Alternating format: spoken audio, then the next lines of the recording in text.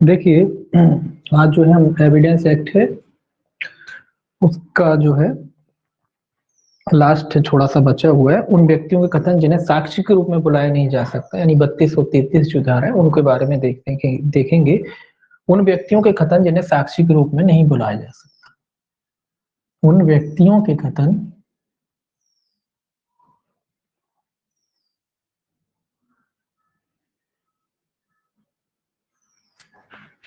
जिन्हें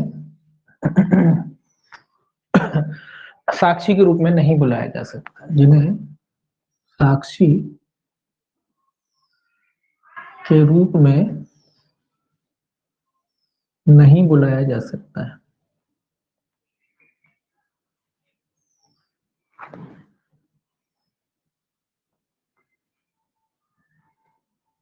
ये हम देखेंगे आज, यानी कि धारा 32 और जो है 33 में। तो धारा 32 और 33 में हम उन व्यक्तियों के कथन देखेंगे जो है साक्षियों के रूप में जिन व्यक्तियों को जो है नहीं बुलाया जा सकता है। तो किन व्यक्तियों को जो है साक्षी के रूप में नहीं बुलाया जा सकता, ये हम देखेंगे। पहले तो हम ये देखेंगे, या इसको ये भी कह सकते हैं कि अप्राप्त व्यक्तियों के जो है कथन। अप्राप्त व्यक्ति का मतलब है जिनको बुलाया नहीं जा सकता, एक ही बात है। तो धारा 32 और 33 के अधीन कि किसी कथन को उस अवस्था में सुसंगत घोषित किया गया है जबकि कथनकर्ता को जो है न्यायालय में नहीं बुलाया जा सकता। तो आप याद रख सकते हैं कि धारा 32 एवं 33 दोनों आते हैं इसमें। धारा 32 और 33 के अधीन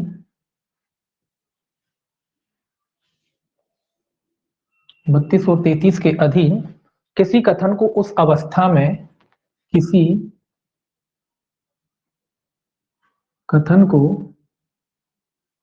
उस अवस्था में सुसंगत घोषित किया गया है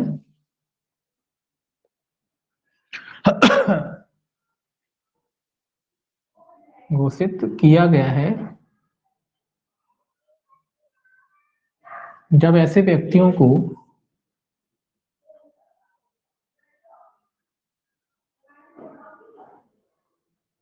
न्यायालय में नहीं बुलाया जा सकता है।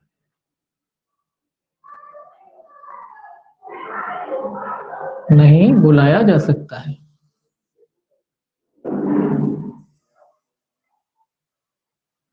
ये आपको याद रखना है कि इनमें उन व्यक्तियों के कथनों को सुसंगत घोषित किया गया है जिनको जो है न्यायालय में नहीं बुलाया जा सकता है किसी भी वजह से, है ना।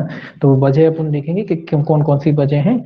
तो धारा 32 के अधीन सुसंगत होने के लिए कथनों को जो है विशेष हैसियत में किया जाना आवश्यक नहीं है, ये याद रखेंगे। धारा 32 के अधीन कथनों को सुसंगत होने के लिए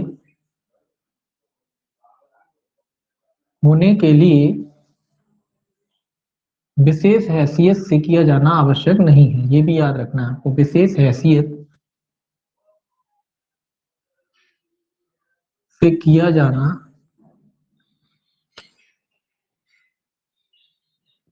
आवश्यक नहीं है।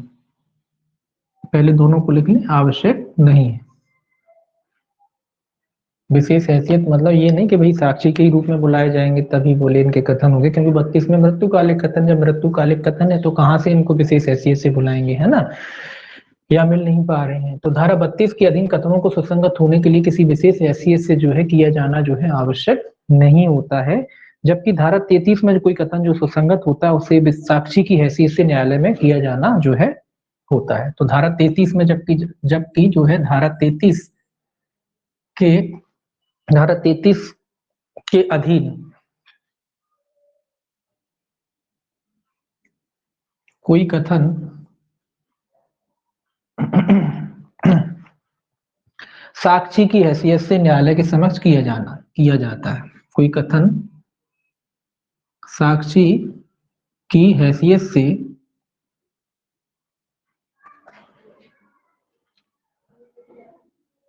न्यायालय में किया जाता है। ये दोनों बातें तो स्पष्ट भी हैं। देखिए धारा 32 में अपन पढ़ते हैं, जब मर गया है या मिल नहीं पा रहा है तो स्वाभाविक सी बात है ऐसे व्यक्ति को साक्षी की हैसियत से नहीं बुला सकते ना, तो कोई विशेष हैसियत से इसमें आवश्यक नहीं है। लेकिन हाँ, धारा 33 के अधीन है तो फिर साक्षी की हैसियत से जो है उसे आना पड़ेगा, तभी जो है उसके कथन लिए जाएंगे। तो साक्षी की हैसियत से उसको धारा 33 के अधीन जो है कथन करने होते हैं, जबकि 32 में ऐसा कुछ नहीं है कि साक्षी की हैसियत से आएगा, क्योंकि 32 में जब मर गया है या फिर किसी अन्य वजह से मिल नहीं पा रहा है तो फिर जो है कथन कैसे आएगा वो साक्षी के रूप में। इसीलिए कोई विशेष हैसियत से इसमें आवश्यक नहीं, जबकि इसमें जो है साक्षी की हैसियत से आवश्यक है कथन करने के लिए। तो ये दो चीजें आपको इसमें याद रखनी है। अब बात आती है कि भाई धारा जो इन दो जो धाराएं जो हैं, इन दोनों धाराओं के अधीन किन किन व्यक्तियों के जो है कथन जो है सुसंगत होते हैं, इनको अपन थोड़ा सा देखेंगे। ऐसे व्यक्ति के कथन जो मर गया है, तो किन व्यक्तियों के कथन सुसंगत होते हैं, किन व्यक्तियों के कथन सुसंगत होते हैं। इस धारा इन दोनों धाराओं की बात कर रहे हैं संयुक्त रूप से। इन दोनों धाराओं के अधीन जो है किन किन व्यक्तियों के जो है कथनों को जो है सुसंगत माना गया है। ऐसा व्यक्ति जो मर गया हो, ऐसा व्यक्ति जो मर गया हो, मतलब मर चुका है, अब मर गया है तो अब कहां से आएगा कथन देने। पहले कोई कथन बात कह गया उसके बाद मर गया, किसी से कोई बात कही उसके बाद मर गया, या पहले कोई कथन कहा उसके बाद मर गया, तो ऐसे व्यक्ति के कथन इसके अंतर्गत आते हैं। ऐसा व्यक्ति जो साक्ष्य देने में असमर्थ हो गया है, ऐसा व्यक्ति जो साक्ष्य देने में असमर्थ हो गया है। साक्ष्य देने में असमर्थ किसी भी वजह से हो सकता है। मान लो कोमा में चला गया तो आप कहां से साक्ष्य लोगे, है ना, या अन्य कोई नियोग्यता उसे आ गई तो इस तरीके से अयोग्य हो सकता है। तो किसी भी प्रकार से जो है वो अयोग्य हो सकता है, तो साक्ष्य देने में जो है क्या हो गया, अयोग्य हो जाता है। इसके अलावा ऐसा व्यक्ति जो मिल ना रहा हो, ये याद रखने हैं आपको, ऐसा व्यक्ति जो मिल ना रहा हो, ये भी आपको याद रखना है। ऐसा व्यक्ति जो मिल ना रहा हो, मतलब ऐसा व्यक्ति अब उसको ढूंढ लिया, पता कर लिया, सब कर लिया, कोई पता ठिकाने नहीं कहाँ है, कैसा है भी कि नहीं भी है, तो इस तरीके के व्यक्ति के कथन भी जो है इस धारा के अधीन क्या होते हैं, सुसंगत होते हैं। लास्ट है ऐसा व्यक्ति जिसको बुलाना इतना विलंबकारी या व्ययकारी होगा। ऐसा व्यक्ति जिसको बुलाना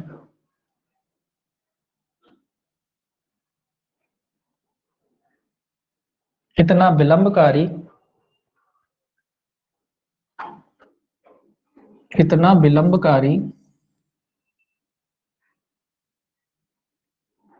या फिर जो है बेकारी, विलंब और लग लीजिए, और बेकारी होगा।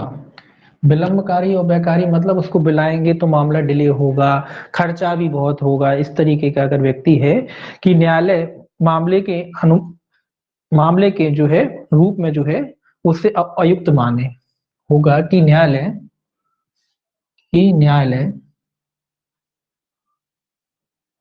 मामले की परिस्थितियों के अनुसार मामले की परिस्थिति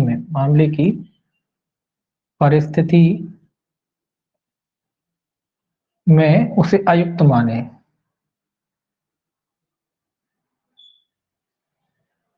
मतलब जो भी मामले की परिस्थिति है उसको बुलाना, उस पर उसका इतना विलंब होगा, आएगा फिर अपने बयान देगा, खर्चा अलग होगा, और परिस्थितियों को देखकर, जो मामले की परिस्थिति है उनको देखकर न्यायालय को लगता है कि ऐसा करना जो है बेवजह होगा, तो न्यायालय जो है इन लोगों के कथन जो है इस तरीके से जो है 32 और 33 के अधीन क्या किए जा सकते हैं, गिरा हो सकते हैं, सुसंगत हो सकते हैं। तो ये याद रखना, मर गया है व्यक्ति जो साक्ष्य देने में असमर्थ हो गया है, जो मिल नहीं रहा है, या उससे काफी व्यय होगा या खर्चा होगा या विलंब होगा, इस तरीके के व्यक्तियों के जो कथन है जो है आपके 32 और 33 के अधीन जो है किए जा सकते हैं। इसके अलावा जो है उपरोक्त धारा 33 के अधीन किसी ऐसी व्यक्ति को भी अप्राप्त व्यय या कह लीजिए व्यक्ति माना गया है जिसे प्रतिपक्षी द्वारा उस पक्षकार की पहुंच से दूर कर दिया गया है जो उसे साक्ष्य के रूप में पेश करना चाहता है। तो धारा 33 में एक चीज और जोड़ी गई है धारा 33 के अनुसार कि जिसे प्रतिपक्षी द्वारा क्या कर दिया गया है, उस पक्षकार की पहुंच से दूर कर दिया गया है।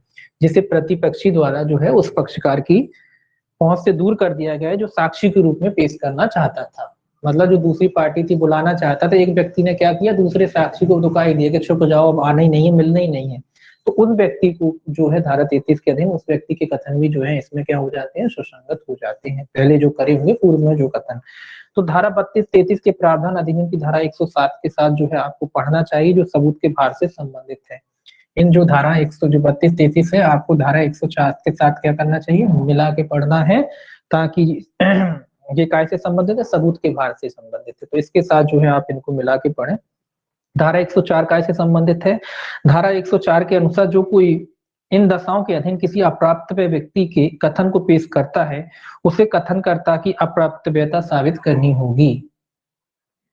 अप्राप्तव्यता का अर्थ है, पहले ये अगर कोई व्यक्ति इन व्यक्तियों के कथन साबित करना चाहता है, जैसे मान लो कोई ये मृत्युकालिक कथन साबित करना चाहता है, तो पहले उसको उसकी मृत्यु साबित करना पड़ेगी, ठीक है। अगर कोई व्यक्ति ये असमर्थ हो गया, ये बात साबित करना चाहता है, तो पहले उसको असमर्थता साबित करनी पड़ेगी कि वो व्यक्ति जो है साक्ष्य देने के लिए जो है असमर्थ हो गया है। या मान लो मिल नहीं रहा, तो ये बात पहले साबित, मतलब ये फैक्ट पहले साबित करनी पड़ेगी धारा 104 के तहत। इसीलिए कह रहे हैं कि इनको 104 के साथ साबित जो है पढ़ना है। 104 में सबूत के बारे में है कि कब, तो अगर कोई व्यक्ति मृत्युकालिक कथन देना चाहता है, कथन करना चाहता है कि फलाने ने व्यक्ति ने कहा था, तो पहले तो मृत्यु तो साबित कर लो। अगर कोई व्यक्ति कह रहा है कि भाई असमर्थ हो गया, तो पहले उसकी असमर्थता तो साबित कर लो, फिर उसके बाद आप साक्ष्य देंगे। अगर कोई कहता है मिल नहीं रहा है, तो पहले ये तो साबित करें कि मिल नहीं रहा है। तो ये सारे चीज फैक्ट जो है आपको क्या करने पड़ेंगे, धारा 104 के तहत क्या करने पड़ेंगे, पहले जो है साबित करने पड़ेंगे। उनके बाद जो है इन व्यक्तियों के जो है कथन क्या कर सकते हैं, आप दे सकते हैं।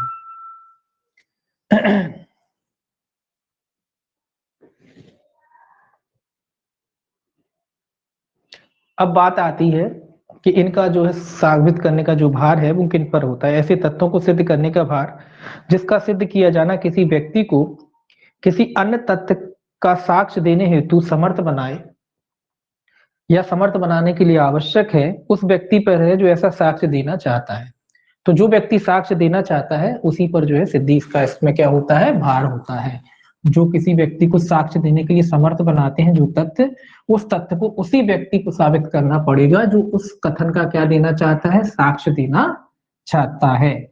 तो यही बात जो अपन ने पढ़ा वही बात है। समर्थ मतलब पहले आपको क्या करना पड़ेगा, अगर मृत्यु की बात की जाए तो पहले मृत्यु साबित करें, तभी तो मृत्यु कालिक कथन ग्रह होगा। पहले ये तो साबित कर लो कि वो मर गया है कि जिंदा है। अगर आप मृत्यु साबित करोगे तभी वो कथन साबित कर सकते हो ना। तो सिद्धि वार एक तरीके से उसी व्यक्ति पर होता है जो उस तरीके का कथन न्यायालय के समक्ष क्या करना चाहता है, करना चाहता है। उदाहरण भी दे रखा है इसमें, धारा 104 का जो दृष्टांत का है उसमें उदाहरण दे रखा है, का द्वारा किए गए मृत्युकालिक कथन को खा सिद्ध करना चाहता है। ये 104 का उदाहरण है, धारा 104 का।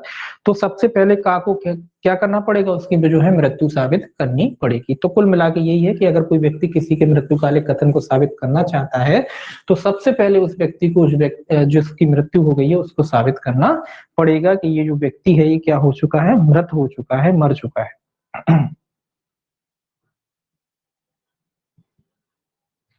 ये एक चीज और याद रखना, ये पूछा जाता है धारा 32 और 33, 32 और दोनों 33 दोनों को एक साथ देखेंगे तो 32 और 33 जो है अनुश्रुत साक्ष्य का क्या है, नियम का अपवर्जन करती है।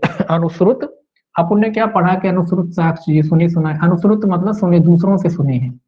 अनुश्रुत साक्ष्य अपन क्या पढ़ते हैं कि भाई अनुश्रुत साक्ष्य या सुने सुनाए साक्ष्यों को ग्रहण नहीं किया जाता, लेकिन ये धारा 32 और 33 क्या कहती है, इस नियम का अपवाद है। अनुश्रुत साक्ष्य जो है उसके अपवर्जन नियम का क्या है, अनुश्रुत साक्ष्य का अपवाद, सीधा लिख लीजिए अपवाद। धारा 32 और 33 जो है अनुश्रुत साक्ष्य का जो है अपवाद है, ठीक है। तो धारा 32 ये भी पूछा जाता है इस तरीके से क्वेश्चन के 32 क्या पूछते हैं कि कौन कौन सी धाराएं जो अनुश्रुत साक्ष्य के नियम का जो है अपवाद है। तो इनमें ये दो धाराएं भी आती हैं 32 और 33। ये जो धाराएं हैं ये भी जो है आपके अनुश्रुत साक्ष्य का जो है क्या है, अपवाद के रूप में जानी जाती है, ठीक है।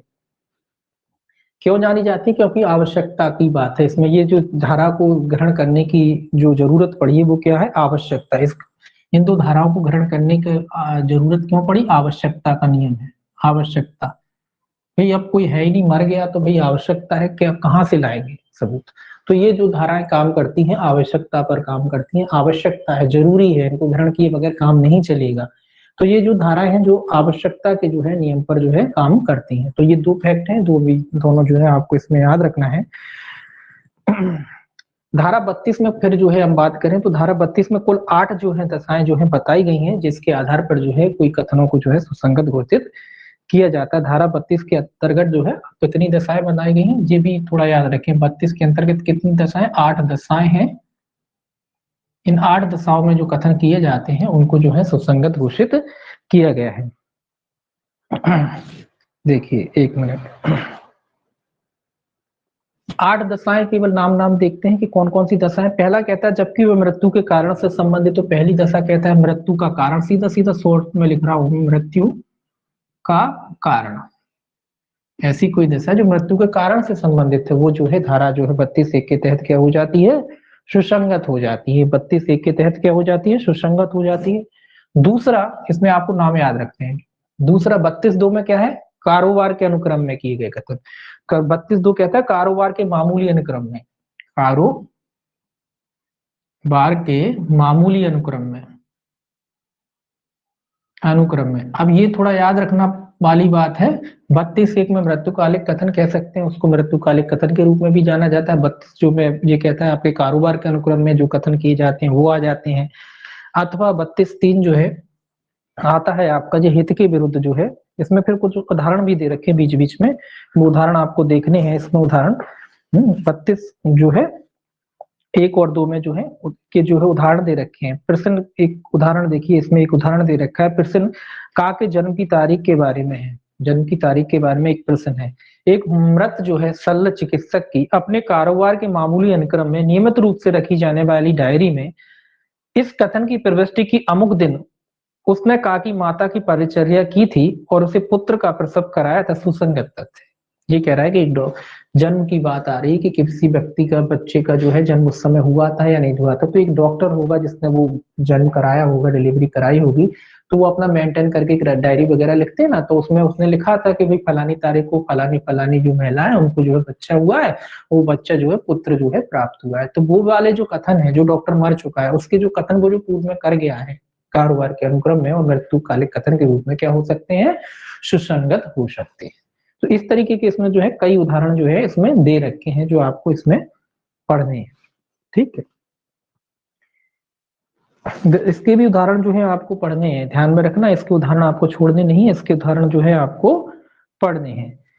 तीसरा देखिए, तीसरा क्या कहता है, तीसरा जो कहता है हित के विरुद्ध, हित के विरुद्ध जो भी कथन किए जाते हैं, हित के विरुद्ध, ऐसे कथन जो हित के विरुद्ध होते हैं वो भी जो है 32(3) के 32(3) के अधीन क्या होते हैं, सुसंगत होते हैं। जबकि वह कथन करने वाले व्यक्ति के धन संबंधी या संपत्तिक हित के विरुद्ध है, या जबकि यदि वह सत्य हो तो उस कारण पर दांडिक अभियोजन या नुकसानी का वाद चलाया जा सकता हो या लाया जा सकता हो, ऐसे कथन जो है आपके 32(3) के अधीन क्या होते हैं, सुसंगत होते हैं। ठीक है, हित के विरुद्ध मतलब कोई धन संबंधी बात है और हित के विरुद्ध है, अगर उसके खिलाफ जो है कार्रवाई की जाए तो उनके खिलाफ अगर मालूम बात सिद्ध हो जाती है तो दूसरी पार्टी पे जो भी बात है उनके खिलाफ क्या लाया जा सकता है, कोई बात या कार्रवाई की जा सकती है। ऐसे कथन जो है आपके 32(3) के अधीन क्या हो जाते हैं, सुसंगत हो जाते हैं। इसके बाद काफी है, देखिए चौथा क्या कहता है, लोक अधिकार या रूढ़ी के बारे में साधारण हित के विषय में कोई राय देता है। तो लोक हित या रूढ़ी के बारे में, सीधा शॉर्ट में लिखूंगा मैं, लोक हित या रूढ़ी के बारे में। ये आपके याद करने 8 के 8, ठीक है ना, याद करने। वैसे तो ये 2 ही पर्याप्त है लेकिन फिर भी याद करना है, क्योंकि इसीलिए याद करना, केवल हेडिंग याद कर लेना तो ठीक काम चल जाएगा। लोकहित, चौथा क्या था, लोकहित या रूढ़ी के बारे में, लोकहित या रूढ़ी के बारे में कोई जो कथन है वो धारा जो है आपके 32(4) के अधीन क्या होते हैं, सुसंगत होते हैं। तो इनको केवल हेडिंग याद रख लेना आप, है ना, ज्यादा नहीं करना है, हेडिंग याद रखना। इनमें ये दो तो आपको याद ही रखना है, ये तो 2 आपको है ही, ये तो इनके अलावा तो काम चलेगी ही नहीं।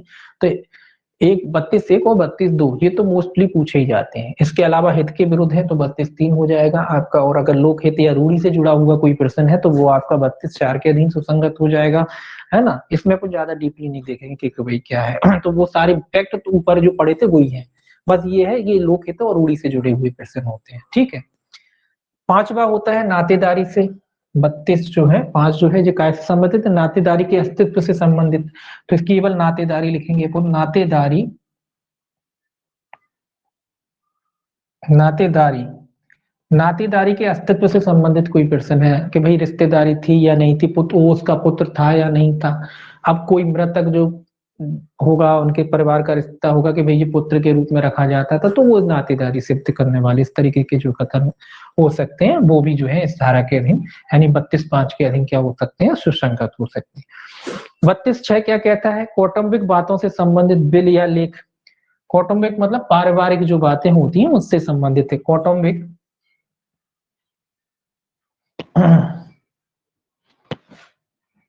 कौटुंबिक कौटुंबिक प्रश्न जो है आपके इसमें आते हैं। कौटुंबिक बातों से संबंधित, बातों से संबंधित जो भी लेख वगैरह होते हैं ना, लेख या बिल, जो भी बिल या कोई लेख, लेख या बिल कह लो या बिल या लेख कह लो, एक ही बात है। बिल या जो है आपके लेख वगैरह कि भाई इनके पुरखों ने, इनके पिताजी ने, इनके दादाजी ने क्या कोई बिल लिखी थी, लिखी, तो परिवार में जो लिखी जाती है उनसे संबंधित कोई भी दस्तावेज हो सकते हैं, कोई भी बिल हो सकती है, तो उनसे संबंधित जो कथन होते हैं आपके 32(6) के अधीन जो होते हैं क्या हो जाते हैं, सुसंगत हो जाते हैं। फैक्ट सभी में एक ही है, बस अंतर इतना है कि जिस जो धारा है अलग अलग उन्हें पर्टिकुलरली जो है लिखा हुआ है, इसीलिए जो है आपको इनको क्या करना है, याद करना है। साथ में कहता है धारा 13 के खंड का में वर्णित समव्यवहार से संबंधित दस्तावेज में किया गया कोई कथन। साथ कहता है धारा सेक्शन 13 के खंड ए लिख लीजिए सीधा में वर्णित समव्यवहार, में वर्णित, ये अपन आगे पढ़ेंगे, वर्णित समव्यवहार के कथन, ठीक है। धारा 13(1) के तहत जो समव्यवहार हुआ है उसके अनुक्रम में जो कथन किए गए हैं वो आपके 32(7) के अधीन क्या हो जाते हैं, सुसंगत हो जाते हैं। लास्ट देखेंगे, बोरिंग लग रहा होगा लेकिन ये याद करना पड़ेंगे आपको, है ना, याद करना पड़ेंगे। कई व्यक्तियों द्वारा किया गया और प्रसंगत बात से सुसंगत भावनाएं अभिव्यक्त करने वाले तत्व, तो सीधे लिख लीजिए भावनाएं अभिव्यक्त करने वाले तत्व, भावनाएं अभिव्यक्त करने वाले तत्व।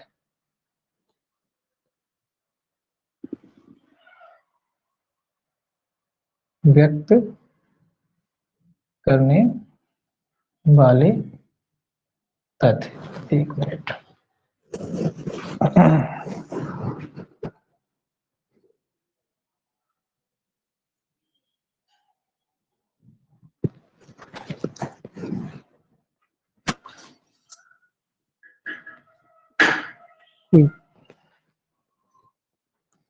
देखिए,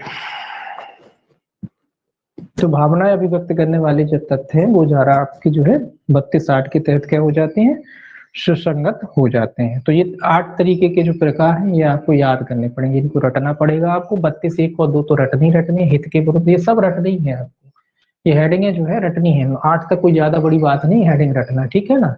तो ये आपको रटनी पड़ेगी, ठीक है। तो आपका ये क्वेश्चन जो है कभी, हालांकि नॉर्मली तो 32(1) यही पूछा जाता है, 32(2) पूछ देते ज्यादा से ज्यादा, लेकिन अंदर 32(3) पूछा कि भाई क्या है, पता तो होना चाहिए कि भाई कहाँ क्या है ना। हालांकि है तो सभी वो उस मृत्युकालिक कथन के समान होते हैं जो कथन कर दिए, लेकिन किस तरीके से कब किए जाते हैं, कि कारोबार में किए गए हैं, क्या हित के विरुद्ध किए गए हैं, तो इस तरीके के जो कथन होते हैं वो इसके तहत क्या हो जाते हैं, सुसंगत हो जाते हैं। अब बात करें पर्टिकुलरली मृत्युकालिक कथन की बात कर लें क्योंकि मृत्युकालिक कथन के ही नाम से जाना जाता है ये सेक्शन। तो मृत्युकालिक कथन,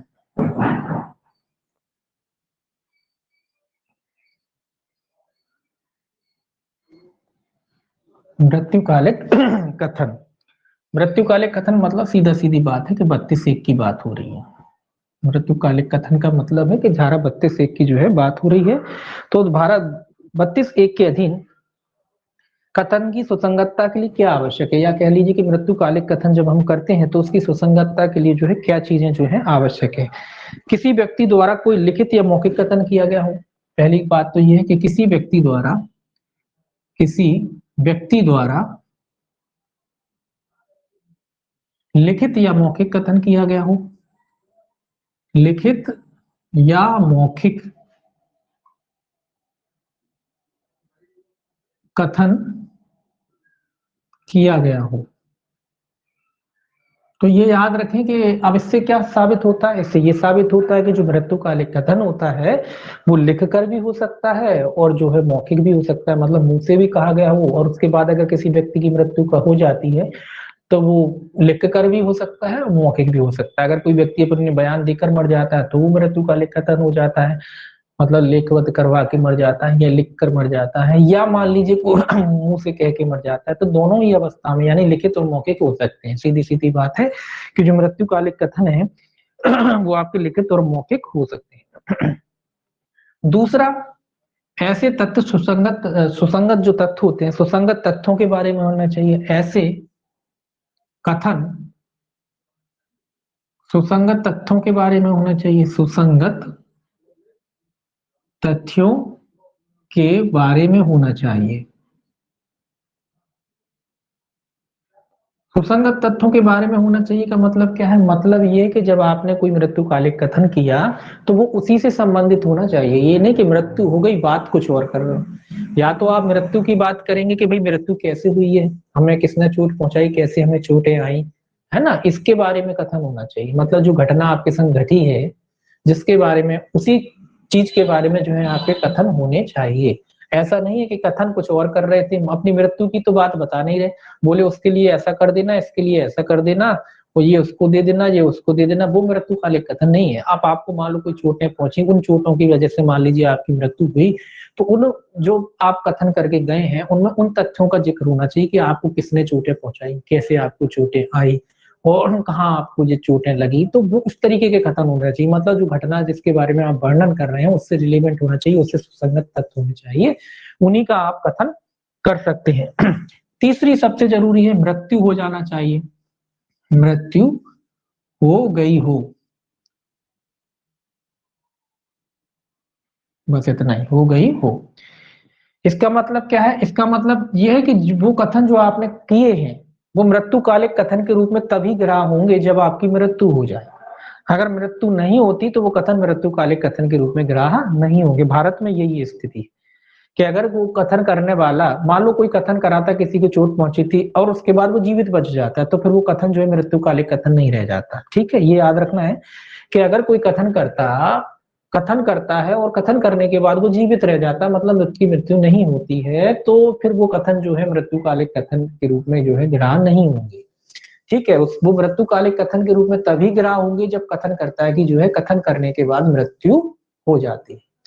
तो एक चीज और याद रखना है कि इसमें जो है, इसमें एक क्वेश्चन भी आता है कि जो कथन करता है, जब वो कथन करता है क्या उसको अपनी मृत्यु की आशंका का ज्ञान होना चाहिए? ऐसा कुछ नहीं है। भारत में ऐसी कोई स्थिति नहीं कि मृत्यु की आशंका की जो है उसे आशंका लग रही वो तब किए हो, ऐसा कुछ नहीं। आशंका हो या ना हो उससे कोई फर्क नहीं पड़ता, कथन करने के बाद उसकी मृत्यु हो जाए इतना ही पर्याप्त है।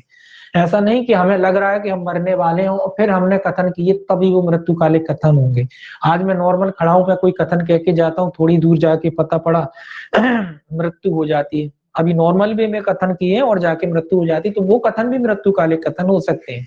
तो जरूरी नहीं कि संभावना हो और उसके समक्ष हम, मतलब संभावना के दौरान हमने जो है कथन किए हो तभी जो है मृत्युकालिक कथन माने जाएंगे, ऐसा कुछ नहीं है। बस इतना जरूरी है कि कथन के बाद मृत्यु हो जाए। तो ये जरूरी नहीं है कि संभावना हो तभी जो है वो कथन मृत्युकालिक कथन माने जाएंगे। संभावना हो या ना हो, कथन क्या माने जाएंगे आपके? कथन मृत्युकालिक कथन ही माने जाएंगे। तो ये भी याद रखना है आपको कि संभावना की आवश्यकता नहीं होती। संभावना है या ना है उससे कोई फर्क नहीं पड़ता अपने इसमें। लास्ट चीज याद रखना कि ऐसे कथनकर्ता की मृत्यु के कारण के बारे में या उस संव्यवहार के बारे में जिससे मृत्यु हुई हो होना चाहिए। कथन किससे जुड़े होने चाहिए? कथनकर्ता की मृत्यु, कर्ता की मृत्यु या उस संव्यवहार या उस सम समव्यवहार से संबंधित होना चाहिए। ये भी जरूरी है कि वो जो कथन किए जाते हैं या तो मृत्यु से जुड़े हुए हों, मृत्यु के बारे में बताए, या वो घटना उसके साथ घटी उससे संबंधित होना चाहिए। दो चीजें हैं, या तो मृत्यु के बारे में या समव्यवहार जो मृत्यु की वजह बनी उस घटना से जुड़े हुए होना चाहिए, है ना। इसमें एक उदाहरण भी आता है कि एक पति जो है अपनी पत्नी से कहता है कि मैं फलानी जगह जो है किराया जो है लेने जा रहा हूँ। नॉर्मली कंडीशन में कहता है वो कि भाई मैं फलाना जो किराएदार है उसने बहुत दिन से किराया नहीं दिया, दूर रहता था कहीं पे, वो बोले वो है जो है उससे किराया लेने जा रहा हूँ। दूसरे दिन पता पड़ता है कि जो उसके पति था उसका जो है मृत शव जो है किसी ट्रेन में गाड़ी में कहीं भी कुल मिला के डला मिलता है। तो उस कथन को भी जो है न्यायालय ने क्या माना, मृत्युकालिक कथन माना। क्यों माना, क्योंकि वो उसी व्यवहार के अनुक्रम में उसकी मृत्यु हुई। वो घर से कह के निकला था कि साहब मैं जो कहाँ जा रहा हूँ, किराया लेना है, और उसके बाद वो जिंदा लौटा ही नहीं। तो क्या हुआ, वो उसी व्यवहार में हुआ ना, तो उसको भी कथन को क्या माना न्यायालय ने, मृत्युकालिक कथन माना। तो इस तरीके की बात है कि अगर या तो उसी व्यवहार में हुआ हो या फिर जो है मृत्यु के कारण से जुड़ा हुआ हो, उस मृत्यु के बारे में उसमें जो है बताया गया हो, तो ऐसे जो है कथन जो है मृत्युकालिक कथन के रूप में ग्राह्य हो सकते हैं। अब बात आती है वही सिविल और क्रिमिनल की बात आएगी कि लोग कहेंगे कि भाई सिविल में लागू होता है, तो ये दोनों में लागू होता है, चाहे सिविल हो चाहे क्रिमिनल, दोनों मामलों में लागू होते हैं, सिविल में भी और दांडिक में भी। ऐसा कुछ इसमें बाउंडेशन नहीं है कि वही सिविल में ही लागू होगा या दंड में भी, दंड विधि में ही लागू। तो दोनों विधियों में जो है लागू हो जाते हैं, सिविल या दांडिक दोनों मामलों में लागू होते हैं, सिविल एवं दांडिक दोनों मामलों में जो है समान रूप से जो है लागू होते हैं। दोनों मामलों में कैसे लागू होते हैं, समान रूप से जो है लागू होते हैं। कोई इसमें बाउंडेशन नहीं है कि केवल क्रिमिनल मामला होगा, आपराधिक मामला होगा तभी होंगे, सिविल में भी हो सकते हैं और दांडिक में भी हो सकते हैं, दोनों में ही होते हैं। दूसरा, ये पहला मैंने ये तथ्य बता ही दिया आपको कि इसमें ये जरूरी नहीं है कि कथनकर्ता को जो है अपनी मृत्यु की जो है आशंका रही हो। ठीक है, ये कोई इसमें महत्वहीन तथ्य है। मृत्यु की प्रत्याशा थी या मृत्यु की आशंका थी, महत्वहीन है। मृत्यु की आशंका थी, ये तथ्य जो है क्या है, महत्वहीन है। मतलब इसका कोई भी महत्व नहीं है, इसका कोई फर्क नहीं पड़ने वाला। आप कोई मृत्युकालिक कथन कोई व्यक्ति करके गया, उसके बाद ऑब्जेक्शन उठाओ, साहब इसको तो कोई आशंका ही नहीं थी, इसने कथन कर गया, नॉर्मल वे में कर गया, तो कैसे, तो इसका कोई महत्व नहीं है। अपने अधिनियम में इसका कोई जो है महत्व नहीं कि उसको आशंका थी या नहीं थी। ये भी क्वेश्चन बनता है कि कथनकर्ता को जो है मृत्यु की आशंका होना जरूरी है, ऐसा कुछ नहीं है। ऐसा कोई जरूरी नहीं कि उसको मृत्यु की जो है आशंका रही हो, उसी समय उसने जो है कथन किए हो, तो ऐसा कोई इसमें जो है जरूरी नहीं। अब इस तथ्य को भी जो है ग्रहण करने का जो है क्या है, मतलब जो मृत्युकालिक कथन है जिसको ग्राह्य बनाया जा रहा है, उसको ग्राह्य करने की वजह भी दो चीजें हैं। एक तो आवश्यकता, कि भाई जब व्यक्ति मर गया तो साक्ष्य कहाँ से लाओगे, तो आवश्यकता का सिद्धांत। और दूसरा ये सबसे ज्यादा जरूरी सिद्धांत है, वो ये मान के चला जाता है कि जब कोई व्यक्ति जिसकी मृत्यु होने वाली है, उसके अधरों से, यानी उसके जो जवान है, उसके जो ओंठ है, वो तो उससे जो है सत्य निकलता है। मतलब मरने वाला झूठ नहीं बोलता। ये सिद्धांत पर आधारित है कि मृतक जो है सत्य ही कहेगा, झूठ नहीं कहेगा। मृतक व्यक्ति जो है उससे अपेक्षा नहीं की जा सकती कि एक व्यक्ति जो है मर रहा हो और वो झूठे कथन कह के जाए। इस पे भी आधारित है। तो एक आवश्यकता का नियम तो है ही है। इसके अलावा ये भी मान के चला जाता है कि जो मरने वाला व्यक्ति होता है उसके मुंह से हमेशा सत्य ही निकलता है, वो झूठ नहीं बोलता। तो इस सिद्धांत पर ये जो धारा है इसको ग्राह बनाया गया, इस सिद्धांत पर ये धारा क्या करती है, लागू होती है।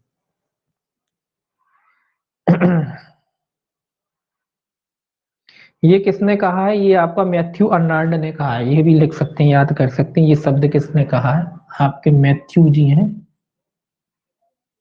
ये शब्द कहा था आपका मैथ्यू अर्नाल्ड, इनने कहा है। इनने कहा था कि मृत्यु के समय मनुष्य की जिह्वा पर सत्य वास करता है। मृत्यु के समय व्यक्ति की जिह्वा पर, ये तो आप जानते ही हैं कि व्यक्ति की जिह्वा पर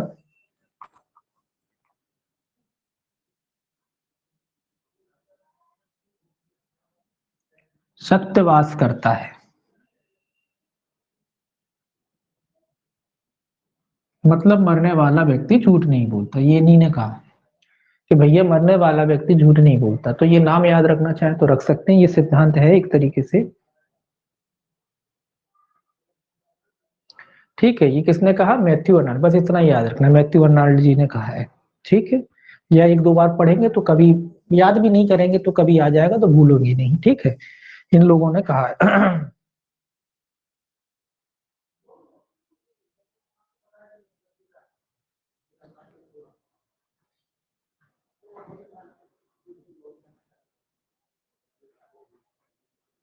अब इसके साक्ष्यिक मूल्य की बात कर लेते हैं कि भाई मृत्यु काल एक कथन है, उसका साक्ष्यिक मूल्य क्या है। अब साक्ष्यिक मूल्य की मतलब ये है कि ये देखना है कि भाई जो मृत्यु कालिक कथन है क्या केवल उसी के आधार पर दोष सिद्धि हो सकती है, कितना वैल्यू है इसकी। इसकी काफी वैल्यू है, मृत्यु कालिक कथन की काफी वैल्यू। आपने सुना भी होगा कि नॉर्मली सुनते कि भैया वो मरते हुए कथन कर गया, अब तो बचना बोले मुश्किल है बोले। आपने सुना होगा ना कि बोले वो मरते मरते बयान दे गया, अब तो वो जो बचना जो है मुश्किल है। एक चीज और भूल गए अपन पढ़ना इसमें। अब बात आती है कि जो मृत्यु कालिक कथन है वो किन किन के समक्ष किए जाते हैं, ये चीज अपन भूल गए। तो किन किन के समक्ष किए? किसी के भी समक्ष किए जा सकते हैं, किसी के भी समक्ष किए जा सकते हैं, पुलिस वाले के समक्ष भी किए जा सकते हैं। ऐसा नहीं कि पुलिस वाले के समक्ष कर दिए तो ग्रह नहीं होंगे। तो मृत्यु कालिक कथन तो एक्स वाई जेड किसी के समक्ष भी किए जा सकते हैं, किसी भी माध्यम से किए जा सकते हैं, चाहे लिख के करो चाहे इशारों से करो, किसी भी तरीके से जो है किए जा सकते हैं। और किसी से भी किए जा सकते हैं, अपने मित्र से कर दो, अपनी पत्नी से कर दो, अपने दोस्त से कर दो, न्यायाधीश से कर दो, पुलिस वाले से कर दो, एक्स वाई जेड किसी से भी। क्यों ऐसा? इसीलिए कि भाई जो आदमी मर रहा है वो दौड़ लगा के ये थोड़ी ना देखेगा कि मजिस्ट्रेट साहब कहाँ है, उनके पास कथन करके जाऊंगा। अब मरने वाला एट ए टाइम मर रहा है और कोई मान लो पुलिस वाला आ गया, उसने पूछा कि बताओ तुम्हें किसने मारा, उसने पुलिस वाले से सारे कथन कह दी कि ऐसे ऐसी घटना हुई थी और जो है मर गया, मैं मतलब आगे जाके वो व्यक्ति मर जाता है, तो वो पुलिस वाले से भी कह सकता है। तो मृत्यु कालिक कथन किसी से भी कहे जा सकते हैं, है ना। कैसा? उसमें कोई बाउंडेशन नहीं कि पुलिस से कह दिए तो गिरा, पुलिस से कहेगा तो भी गिरा होंगे, किसी से भी कह सकते हैं। तो मृत्यु कालिक कथन किसी से भी जो है कहा जा सकता है। बस सर बस बात यही है कि मजिस्ट्रेट साहब से कह के मरेगा तो थोड़ा बल ज्यादा होगा, बस इतना सा अंतर आता है, बाकी कोई अंतर नहीं कि किससे नहीं कह सकते, किसी से भी कह के जो है मर सकता है। क्योंकि कब मृत्यु हो जाए, किस जगह मृत्यु हो जाए, ये तो पता नहीं ना। तो जिस जगह आ गई, कोई व्यक्ति मिल गया, जो मिल गया उसी से आपने बात कह दी, तो किसी से भी कह सकते हो, ये भी याद रहे। अब बात आती है कि इसकी ग्राह्यता की जो बात आती है या साक्ष्यिक मूल्य की जो बात आती है, तो मृत्यु कालिक जो घोषणा है का साक्ष्य सारवान साक्ष्य है अतः यह दोष सिद्धि का एकल आधार हो सकता है। जो मृत्युकालिक साक्ष्य कैसा होता है? सारवान साक्ष्य माना जाता है। सारवान साक्ष्य है केवल, ये भी याद रखना है, केवल मृत्युकालिक कथन के आधार पर दोष सिद्धि हो सकती है। केवल मृत्युकालिक कथन के आधार पर, ये भी पूछा जाता है, कथन के आधार पर दोष सिद्धि हो सकती है। दोष सिद्धि हो सकती है, ये आपको याद रखना है। पूछा जाता है कि क्या केवल मृत्युकालिक कथन के आधार पर किसी व्यक्ति की दोष सिद्धि की जा सकती है? बिल्कुल की जा सकती है। मृत्युकालिक कथन के आधार पर ही किसी व्यक्ति की जो है मृत्यु, ओ सॉरी, दोष सिद्धि की जा सकती है। इसीलिए कहते हैं, आपने सुना होगा कि भाई मृत्युकालिक कथन करिए, केवल कोई साक्ष्य ना हो किसी व्यक्ति के विरुद्ध, केवल मृत्युकालिक कथन हो।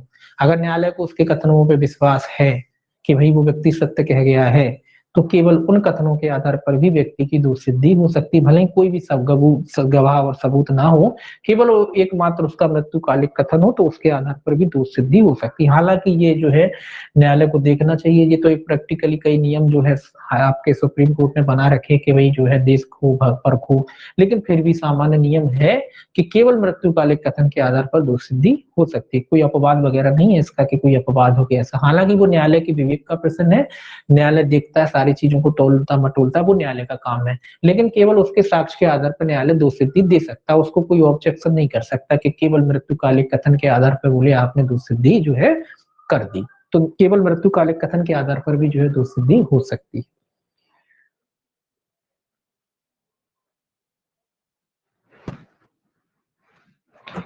ये तो मैंने बता दिया। दूसरा मैंने अभी आपको बताया ना कि जो मृत्युकालिक कथन के आधार पर दोष सिद्धि हो सकती है, ये तो ठीक बात है। अब बात आती है कि भाई इनको ग्रह, तो ये न्यायालय के लिए कई सुप्रीम कोर्ट ने कई नियम बना रखे हैं।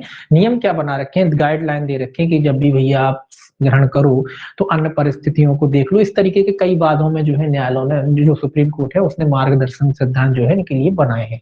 तो जो है न्यायालय जब जो है मृत्युकालिक कथनों के आधार पर दोष सिद्धि करता है तो उन मार्गदर्शक जो सिद्धांत हैं जो सुप्रीम कोर्ट समय समय पर देता रहता है, उनकी जो है न्यायालय क्या करता है, उनका पालन न्यायालय को करना आवश्यक होता है। आवश्यक मतलब यही है कि देखना है कि भाई कोई मृत्युकालिक कथन कर गया, फिर उसके अलावा न्यायालय और परिस्थितियां भी देखता है कि जो कथन कर गया उससे मेल खा रही नहीं खा रही, उन सारी चीजों को, मतलब ये प्रैक्टिकली चीज है तो इनको जो है न्यायालय देखता है। उससे अपने कोई मतलब नहीं है, बस वो ये है कि तौलता है न्यायालय। न्यायालय का काम ही तौलना है, तराजू उसके हाथ में रहता है, वो तौलता है कि भैया ये साक्ष्य जो दे गया है क्या वाकई में सच बोल रहा था कि नहीं बोल रहा था, कि ऐसा तो नहीं कि वैसे तो मान के चला जाता है कि मरने वाला झूठ नहीं बोलता, लेकिन क्या पता किसी को बिठाने के लिए झूठ बोल गया हो।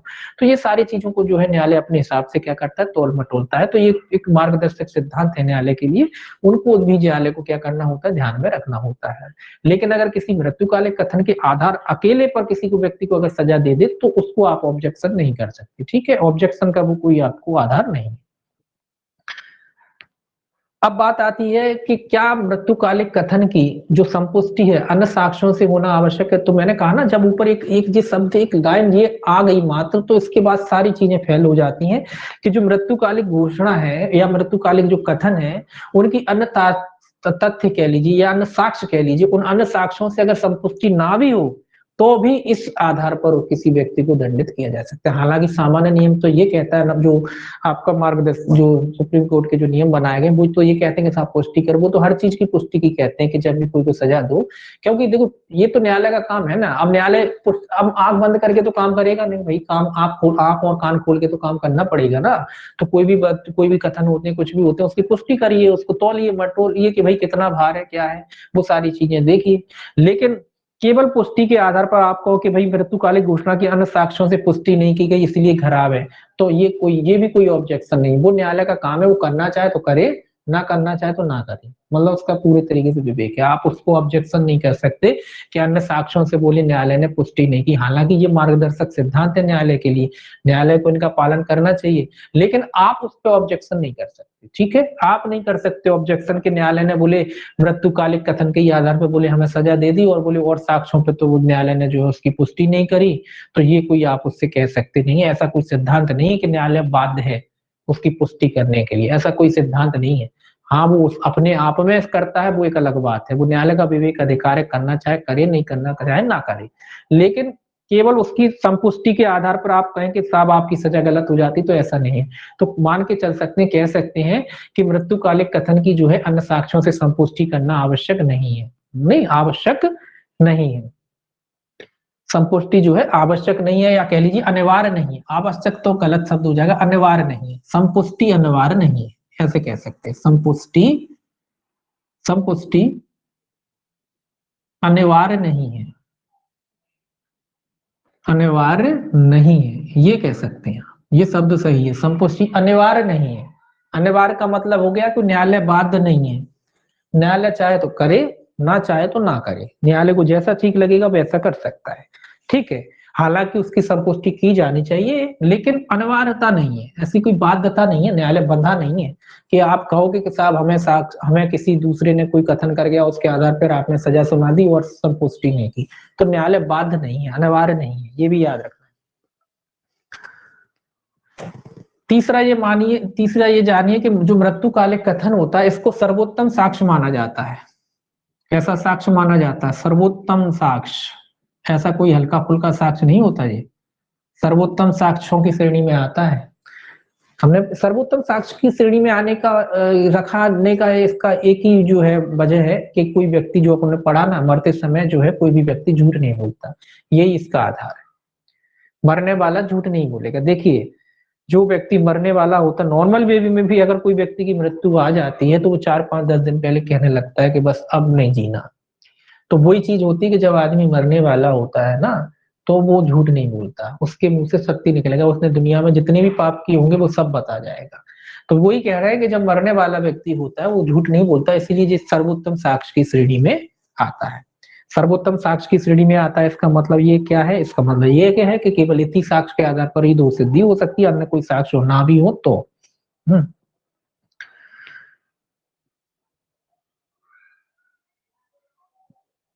अब बात आती है कि भाई मृत्युकालिक कथन को कैसे लिखे जाना चाहिए। लिखने की बात आती है ना, मान लो कभी कोई व्यक्ति जो है मरने वाला हो, जो मान लो कोई, जैसे उदाहरण के लिए मान लो दहेज मृत्यु होती है, उसमें किसी पीड़िता को जला दिया, मजिस्ट्रेट के सामने जो है बयान होना है उसके, अब उसके बाद वो मर जाती है कथन करके। तो बात आ रही है कि कथन को कैसे लिखेगा मजिस्ट्रेट। ये तो नॉर्मल बात है। देखिए कथन करता सामान्य तो न्यायालय आप जानते हैं प्रश्न उत्तर के रूप में ही लिखता है। प्रश्न उत्तर या तो प्रश्न उत्तर के रूप में लिखेगा कि भाई पहले प्रश्न करेगा फिर वो उत्तर देगी, या फिर जैसा वो सारा बताती जा रही है सीधा सीधा उस हिसाब से लिख सकता है। तो ये तो कोई निकले की बात होगी, ये कोई इंपॉर्टेंट बात नहीं मृत्युकालिक कथन में। ये तो अपन सीआरपीसी में जो है देखेंगे। तो इस तरीके से जो है कथनों को लिखा जा सकता है। जैसे नॉर्मल लिखे जाते हैं वही, कोई अलग से बात इसमें नहीं है।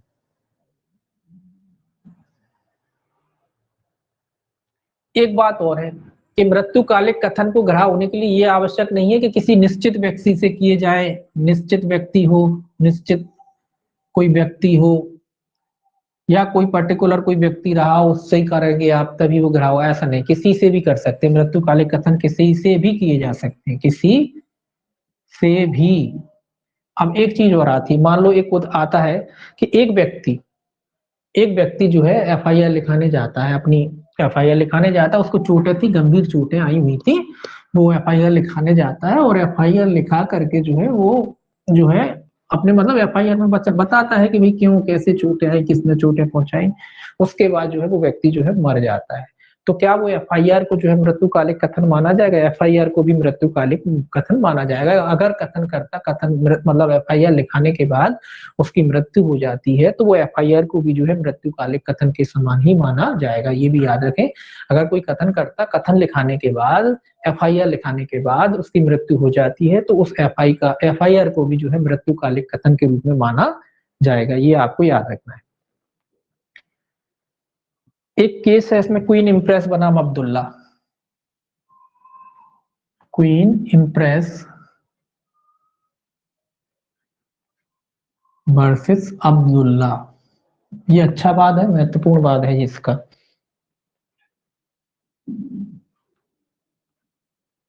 क्वीन इम्प्रेस बनाम अब्दुल्ला का मामला है आपका 1885, पहले भी देखा आपने से, 1885 इलाहाबाद का। इसमें क्या था, इसमें जो है पीड़ित एक लड़की थी जिसका गला काट दिया गया था। अब गला काट दिया गया था तो स्वाभाविक सी बात है अपन लोग गले से ही बोलते हैं, गलों में से आवाज आती है। तो गला काट दिया गया था तो वो बोलने में जो है लड़की क्या हो गई थी, असमर्थ हो गई थी, बोलने में असमर्थ। क्या हो गई थी? बोलने में असमर्थ। वो लड़की क्या हो गई थी? बोलने में असमर्थ हो गई थी, मतलब बोल नहीं पा रही थी। गला काट दिया था, नसें वसें कट गई होंगी, तो फिर वो बोलने में क्या हो गई थी? असमर्थ हो गई। तो उसने क्या किया, उसने जो है हाथ से जो है संकेतों द्वारा, मतलब हाथ से संकेत करके, जो मुजरिम होता है ना उसकी तरफ इशारा किया, इंकित किया उसके कि भैया ये आदमी है। प्रश्न उससे प्रश्न पूछा गया फिर, मतलब कि भैया हाथ से इशारा करके बताओ कि जो तुम्हारी जो है मृत्युकालिक घोषणा, मतलब जो तुम्हारी जो चोटें वगैरह पहुंचाई किसने पहुंचाई। तो उसने जो है मुजरिम की तरफ जो है इशारा किया और इशारा करके जो है उसको जो है बताया। तो न्यायालय ने जो इशारों द्वारा या कह लीजिए जो संकेतों द्वारा उसने बताया था, संकेतों को भी क्या माना, संकेतों को भी क्या माना, मृत्युकालिक कथन के रूप में ग्राह्य माना। मृत्युकालिक, क्योंकि उसके बाद उसकी मृत्यु हो गई थी। मृत्युकालिक कथन, उसके बाद उसकी मृत्यु हो गई थी। तो जो संकेत करके वो गई थी, जो इशारे से जो वो बता के गई थी, मतलब मरने से पहले, न्यायालय के सामने मरने से पहले जो उसने इशारा करके बताया था, उसके बाद उसकी डेथ हो गई होगी। तो वो कथन को भी जो न्यायालय ने क्या संकेतों के रूप में क्या माना, ग्राह्य माना। संकेतों के रूप में भी क्या किया, उसको ग्राह्य माना। इसमें न्यायमूर्ति महमूद थे।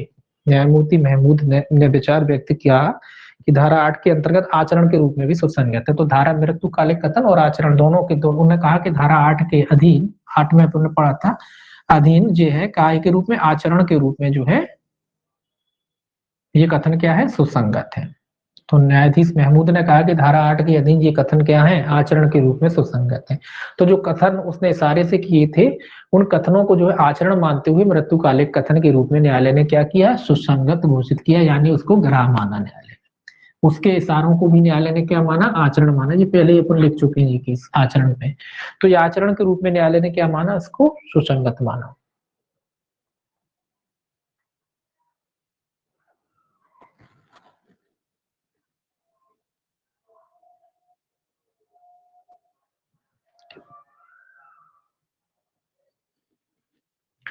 और जो है इसमें क्या देखना है,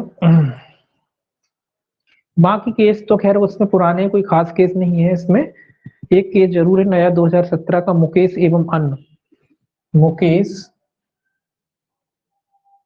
एवं अन्य, मुकेश एवं अन्य का जो है मामला है 2017 दिल्ली राज्य का, वर्सेस जो है दिल्ली का है, दिल्ली राज्य 2017 का जो है मामला है। ये भी आप चाहे तो ध्यान रख सकते हैं। निर्भया मामले जो के रूप में भी जो है इसको विख्याति धारित है, ये निर्भया के मामले से, निर्भया, ये भी निर्भया के रूप में जाना, ये उसमें से एक व्यक्ति थे, जुड़े थे ना, कई थे ना उसमें, 4-5 लोग, तो मुकेश एवं अन्य जो है, तो इसको इसको भी निर्भया के नाम से जान सकते हैं, निर्भया के। इसमें भी वही बात थी, घायल हो गई थी, अक्षम हो गई थी, है ना, उसके बाद जो है इनके कथन जो है सुसंगत, उनको क्या माना गया, गिरह माना गया। तो ये मुकेश एवं अन्य जो है दिल्ली राज्य का मामला, ये निर्भया वाला, तो ये सेम वही केस है जो पहले पुण्य लिखे, ये भी जो है इसमें चल सकता है। इसमें भी संकेत थे, इसमें भी मृत्यु हुई थी, है ना, तो संकेतों के रूप में भी सुसंगत माना गया, गिरह माना गया, और मृत्यु कालिक कथन तो थे ही थे ये, ठीक है, इनके रूप में क्या माना गया, गिरह माना गया।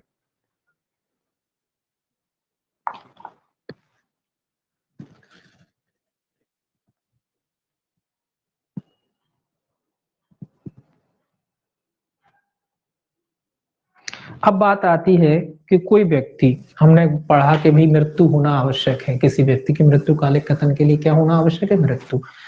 अगर मान लीजिए कोई व्यक्ति जो है कथन करने के बाद जो कथन किए थे वो जीवित रह जाता है, तो क्या उसका जो कथन था उसकी कोई वैल्यू नहीं रह जाएगी, वैल्यू नॉर्मल साक्ष्य जैसी रह जाएगी, संपुष्टि के लिए रह जाएगी, अन्य तथ्यों से जो संपुष्टि कारक साक्ष्य के रूप में फिर उसको ग्रह किया जा सकता है, ठीक है। अगर कोई व्यक्ति कथन करता है और नहीं मरता है, जीवित रह जाता है, तो ऐसा नहीं कि उसके साक्ष्य की, हाँ, लेकिन जितनी वैल्यू अगर मरने के बाद होती वो वैल्यू नहीं रह जाएगी, केवल संपुष्टि कारक साक्ष्य के रूप में जो है उसका जो है इस्तेमाल किया जा सकता है, जो भी कथन वो करके गया है संपुष्टि कारक साक्ष्य के रूप में जो है उसका जो है इस्तेमाल किया जा सकता है, मतलब जो भी अन्य एविडेंस आएंगे उसके साथ में उसको लिया जा सकता है, उसको समर्थन में उसको जो है लिया जा सकता है। ऐसा नहीं कहेंगे कि बिल्कुल से जो है खत्म हो जाते हैं, बिल्कुल से खत्म तो नहीं होते, लेकिन संपुष्टि कारक साक्ष्य के रूप में जो है उनका इस्तेमाल किया जा सकता है।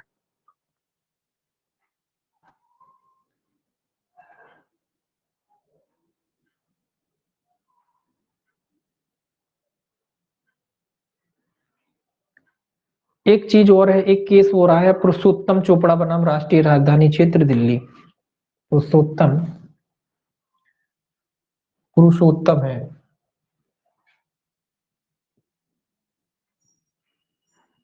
पुरुषोत्तम चोपड़ा है,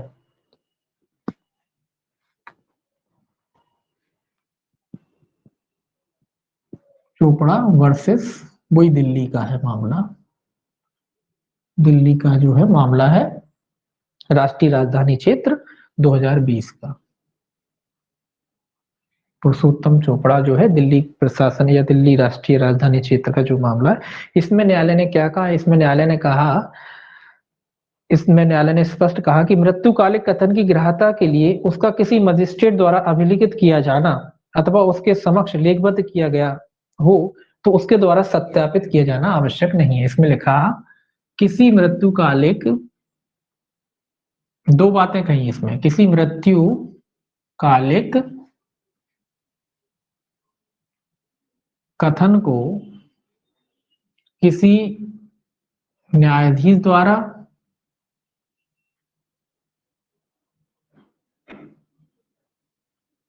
लेखबद्ध किया जाना,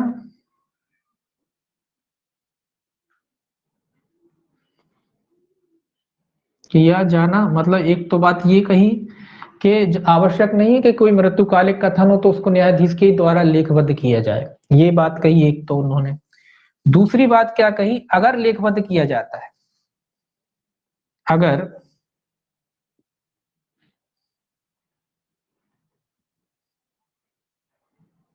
अगर लेखबद्ध किया जाता है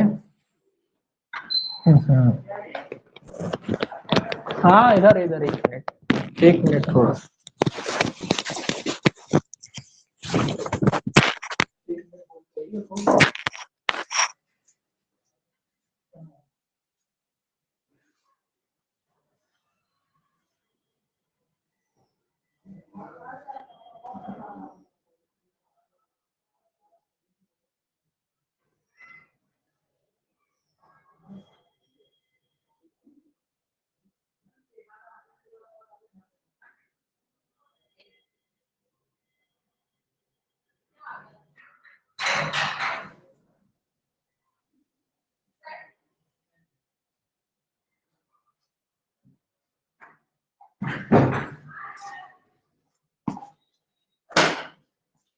चलिए थोड़ा सा रह गया, थोड़ा सा और देखिए क्या है इसमें। ये क्या है, ये कह रहा था पहला कि किसी मृत्युकालिक कथन को जो है किसी मजिस्ट्रेट द्वारा लेखबद्ध किया जाना जो है आवश्यक नहीं है।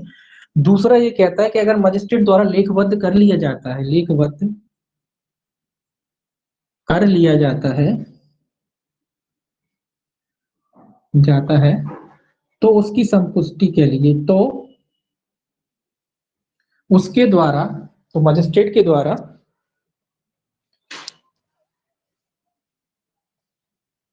उसकी संपुष्टि की जाना आवश्यक नहीं है।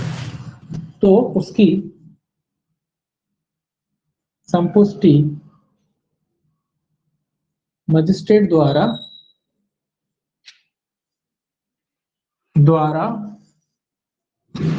की जाना आवश्यक नहीं है।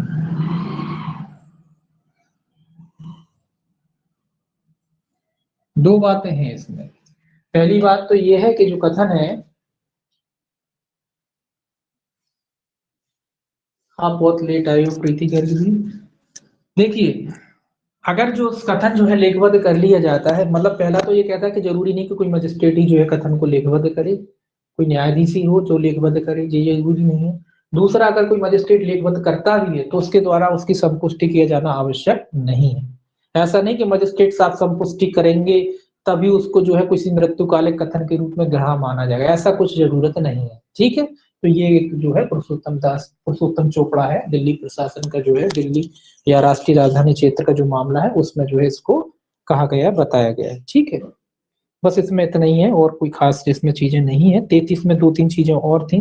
33 में जो है अपन साक्षी के रूप में किए गए कथन की सुसंगतता, धारा 33 जो है जो पढ़ रहे थे उसमें साक्षी के रूप में जो है कथनों की सुसंगतता कब सुसंगत होता है, किसी भी न्यायिक कार्रवाई में एक साक्षी द्वारा किया गया कोई कथन उसी कार्रवाई में या किसी पश्चातवर्ती न्यायिक कार्रवाई में सुसंगत होगा। तो धारा 33 में क्या है, एक कार्रवाई जो कथन करता है कि जो उसी कार्रवाई में या उसके पश्चातवर्ती जो भी कार्रवाइयां होती हैं उसमें क्या घोषित किया जाता है, सुसंगत घोषित किया गया है। धारा 33 में जो कोई कथन है, सेक्शन 33 में 33 की बात करें तो 33 में कैसे कथन सुसंगत है, किस न्यायिक कार्रवाई के एक साक्षी द्वारा किया गया कोई कथन, न्यायिक कार्रवाई में जो साक्षी द्वारा जो कथन किए जाते हैं उसी कार्रवाई में या किसी पश्चातवर्ती कार्रवाई में जो कथन उसने कर दिए हैं वो क्या होते हैं, सुसंगत होते हैं। उसी कार्रवाई में, उसी कार्रवाई या उसके पश्चातवर्ती कार्रवाई में, पश्चातवर्ती जो भी कार्रवाई होगी उसमें क्या होते हैं, सुसंगत होते हैं। बस इतना है इसमें, सुसंगत होते हैं। पहले कोई कथन कर दिया, अभी जो कार्रवाई में कथन किया उसके बाद जो भी कार्रवाई होती है उसमें क्या होते हैं, सुसंगत होते हैं। उस कथन पर साक्षी की प्रति परीक्षा की जा चुकी हो या प्रतिपक्षी को उसकी प्रति परीक्षा का अवसर दे दिया हो। ये कथन कब सुसंगत होते हैं, जब प्रति परीक्षा उसकी हो चुकी है या प्रतिपक्षी को उस पर जो है प्रति परीक्षा करने का क्या दे दिया गया हो, अवसर जो है दे दिया गया। दोनों कार्रवाई में विवादक प्रश्न, ये कथन जो बाद की कार्रवाई में जो सुसंगत घोषित किए जा रहे हैं उसमें क्या हो, कब सुसंगत घोषित किए जाएंगे, जब प्रतिपक्षी को जो पूर्ववर्ती जो कार्रवाई थी उसमें जो है प्रति परीक्षा का जो है उनको दोनों को जो है मौका दे दिया गया हो या कह लीजिए उसकी प्रति परीक्षा की गई हो, प्रति परीक्षा की जा चुकी हो। ठीक है, दूसरा जो सेकंड वर्ती जो दूसरी कार्रवाई है, मतलब उसके बाद की कार्रवाई है, आज अभी जो कार्रवाई है उसके बाद जो कार्रवाई है, तो दोनों कार्रवाई में विवादक प्रश्न सार्थ एक ही होना चाहिए। विवादक प्रश्न कैसे होने चाहिए, सार्थ एक ही होने चाहिए। मतलब ऐसा नहीं कि वहां कोई दूसरा मैटर था यहाँ कोई दूसरा मैटर, नहीं, मैटर एक ही होना चाहिए, एक ही विवादक, एक ही विवाद की विषय वस्तु होना चाहिए, एक विवादक प्रश्न जो है एक ही होना चाहिए, एक ही होना चाहिए, ये आपको याद रखना है। विवादक प्रश्न कैसे होने चाहिए? एक ही होने चाहिए। दोनों कार्रवाइयों में जो जो पक्षकार है समान होने चाहिए, समान पक्षकार या उनके हित प्रतिनिधि होना चाहिए। समान पक्षकार मतलब पूर्ववर्ती कार्रवाई और पश्चातवर्ती कार्रवाई दोनों में समान पक्षकार होने चाहिए। एक ही पार्टी होना चाहिए, उस बाद में भी वो पार्टी रही हो या ये पार्टी है, यानी कि जो है प्रतिनिधि रहे हो, है ना, वो होना चाहिए। दूसरी कार्रवाई में उसे साक्षी के रूप में बुलाया जाना संभव न हो, ये इंपॉर्टेंट है। दूसरी कार्रवाई में जो है उसे साक्षी के रूप में, सेकंड जो हो रहा है, दूसरी में साक्षी के रूप में बुलाया जाना संभव ना हो, तब जो है ये धारा 33 के जो है प्रोविजन लागू होते हैं। एक कार्रवाई में कोई कथन कर लिए किसी व्यक्ति ने, तो वो वही कथन अब मालूम साक्षी के रूप में वो व्यक्ति बुलाया नहीं जा सकता, तो वो दूसरी कार्रवाई में उसके द्वारा जो पूर्ववर्ती जो उसके कथन है उनको साबित किया जा सकता है। शर्त बस यही है कि विवादक प्रश्न सार्थक एक ही होना चाहिए पूर्ववर्ती कार्रवाई में और पश्चातवर्ती कार्रवाई में। दूसरा, एक समान पक्षकार होने चाहिए, पहले जो थे वही पक्षकार इसमें रहना चाहिए, या उनके जो भी हित प्रतिनिधि वगैरह हैं जो उनके जो है वो होने चाहिए। तभी जो है आप क्या कर सकते हैं, उसके जो कथन पूर्ववर्ती कार्रवाई में किए गए थे वो आगे की कार्रवाई में क्या कर सकते हो, साबित कर सकते हो। बाकी का कल देखेंगे, थोड़ा सा जो विशेष परिस्थितियों में किए गए साक्ष्य हैं इनके बारे में देखेंगे कल, और थोड़ा बहुत और देखेंगे जो भी रहेगा। तो विशेष कार्रवाई में किए गए कथन जो है अपन कल देखेंगे, 34 से लेके 39 तक के जो है वो कल देखेंगे। ठीक है, आज इतना ही। और कल टेस्ट होगा आपका माइनर एक्ट का, वही जो लिख लिया है। तो कल 9 बजे से आपका टेस्ट होगा, वही 9 से 10 रहेगा। 9 से 10 का टेस्ट रहेगा आपका टाइम, माइनर एक्ट वाले ग्रुप में। ठीक, चलिए।